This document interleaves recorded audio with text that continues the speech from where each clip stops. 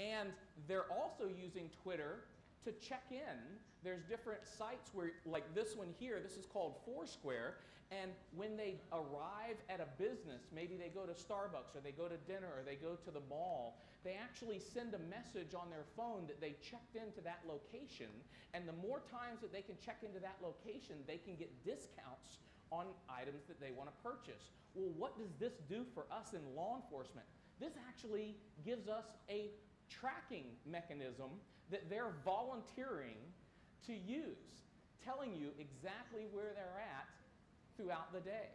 This is wonderful. So when we say, when our criminals say, I was nowhere near that person that got murdered, I was nowhere around, one of the things that we always look at is the social networking sites where they said that they had checked in and they were at the bar in that area. So it's very difficult for them to lie and say, well, I wasn't there, but you even posted on the internet that you were there. So now why are you telling me that you weren't? And this is very, certainly interesting for us. Of those 27 million Twitter messages being sent every day, the Library of Congress in the United States obtained every single Twitter message ever sent. And they're archiving them at the Library of Congress. Now, they say that they're looking for anything with academic or educational value, but the truth is, it's information that may be there that could possibly help us in our prosecutions or in our investigations. Now, here's the good news. First of all, I tell you all the bad news because there's a lot of information. How are we ever going to collect all this information or use this information in our investigations? The good news about all this information is that our criminals, anybody, actually not even just our criminals, but anybody that is on the internet has a sense of anonymity. When you're on the internet, whether you're sending an email, whether you're posting on Facebook, or whether you're sending a Twitter message, people feel anonymous, kind of like they're invisible, and they say things and talk about things that they never would in person. So this is great for law enforcement. Why?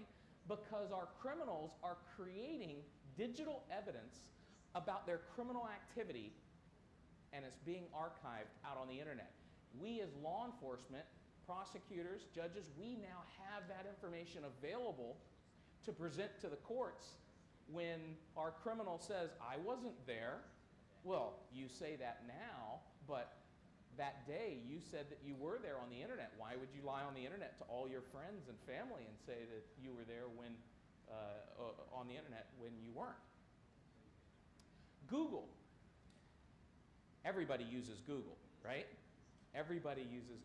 Do you realize that there were 15 million Google searches done in 1 month in 1999?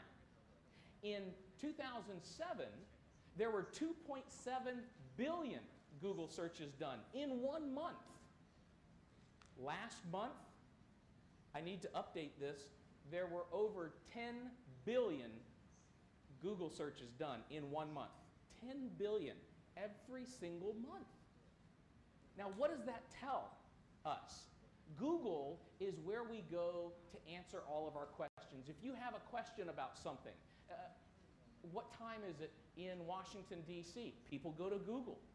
If you want to find out anything, Google is where people go. This is great for law enforcement because this tells us what is our criminal thinking about. How would you like to be able to see every Google search someone has done in the last year? Would that be incredible? Would that tell you what that person's life was like over a period of year? Could you imagine, is there anybody that would volunteer today to let me see every Google search that they've done in the last year? Usually the answer is no, unless somebody for some reason doesn't use Google. I think my father is the only person alive that doesn't use Google. But take a look at this. This is, if you could look at somebody's Google searches, this is what they might look like over a period of a year.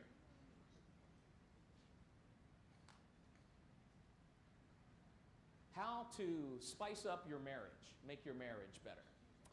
Romantic evenings at home. You can see somebody wants to, how to tell if your husband is cheating on you. Uh-oh, that's not good. Reverse phone number lookup. I want to find out who's calling him. And then perhaps I'm going to hire a private detective to follow him. And then getting even with a cheating spouse. Uh-oh, she caught him cheating. How about this? How to kill your husband and get away with it. Does it scare you that it's actually prompting the answers for this? Divorce attorneys, now they're going to divorce. Now they have to get out and lose weight. How to lose weight fast because they're divorced. Dating again after age 40. Now how to find love online. And now that I've lost weight, Victoria's Secret, I have to look sexy. And of course, after they're dating again, perhaps how to tell if they have a sexually transmitted disease. This is someone's life on the internet, just looking at what they do for Google searches. We had a case 2 months ago. I think the sentencing was last month. Some of you may have heard about it, is Governor Sarah Palin was running for president in the last election, and someone hacked into her email account, her Yahoo email account. And the way that he did it is if you forget your email password for Yahoo, it asks you you just say, I forgot my email or my password, and it will ask you 3 questions that you set up in advance. And what he did is he went there, acted as if he was her and had forgotten her password, and it asked him the 3 questions. Then he went to Google and searched for the answers to those 3 questions and found the answers in less than 10 minutes. And then had the account reset, put a new password, logged into her account, and then shared all of her information with all the hackers that were in the hacker room with him, called 4chan. Now, first of all, the hackers did not believe that he had actually hacked into her account, and they said, prove that you got into her email account. And they said, take a picture of your desktop, your screen, inside of her email account. And so he did. And when he did that, he took a picture of his screen. He had tabbed browsing. You know how when you can browse the internet with any of your web browsers, you can open up multiple tabs with different web pages on each tab? Well, he had 6 tabs open, and the tab that was showing was the one where he was inside Sarah Palin's email account. One of the tabs that was not showing, it just had the tab, was Google, and it showed that he had done a 3-word Google search for Palin, husband, elope, those 3 words. We served a subpoena on Google and said, give us the IP address, the internet address of the person that did these 3-word search. They did not like it. They fought. They did not want to give us that information, but they had it. We forced them to. They gave it to us. Then we said, and of course it came back to this individual that hacked into her account.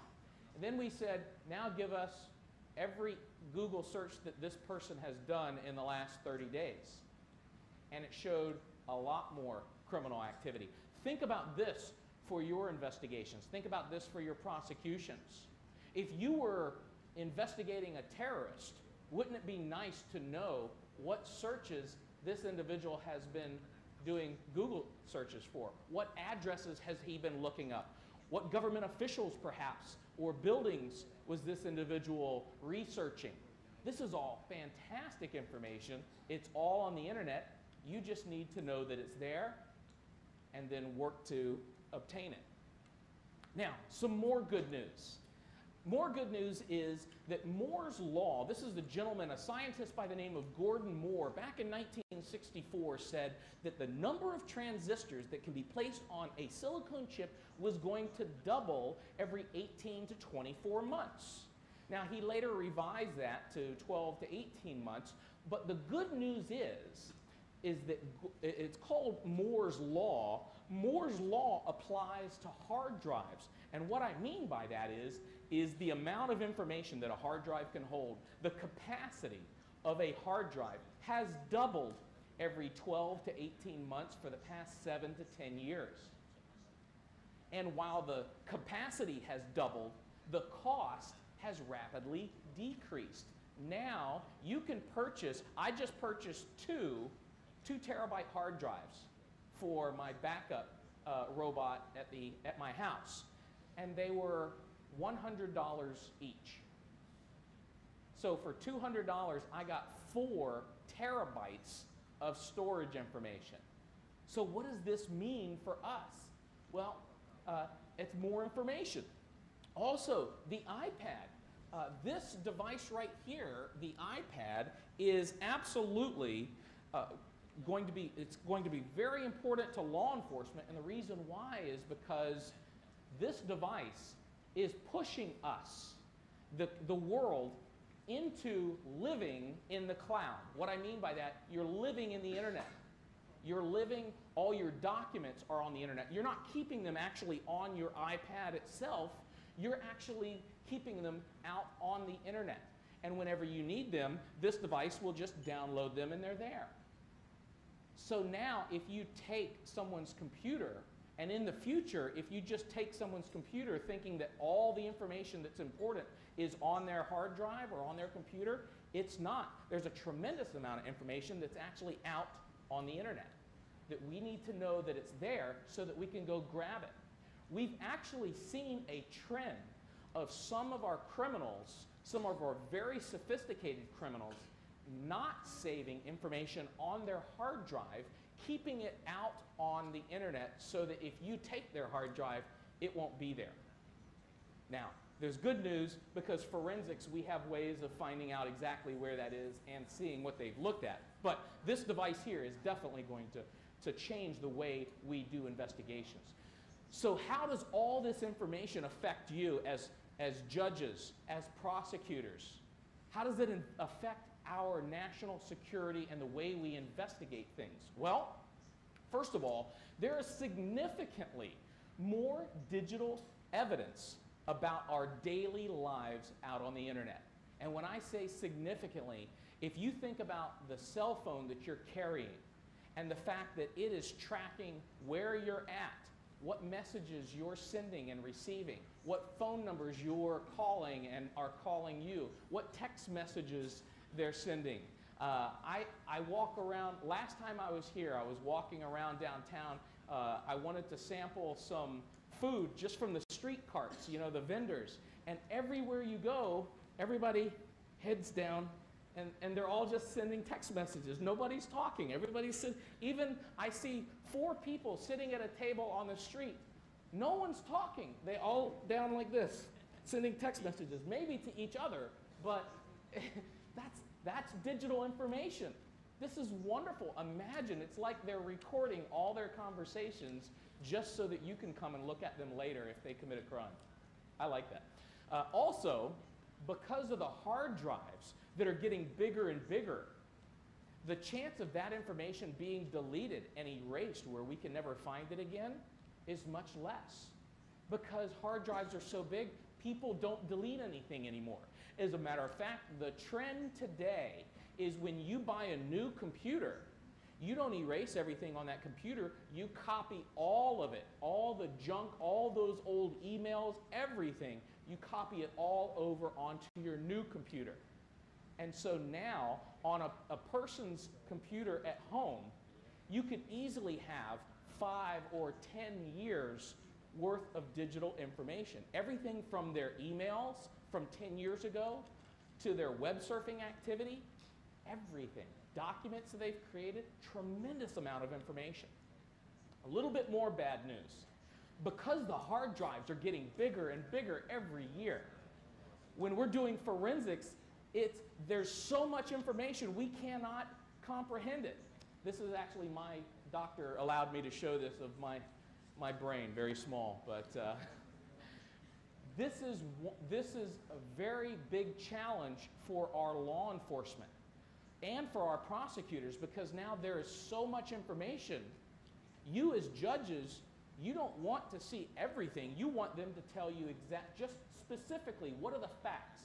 Give me the exact information.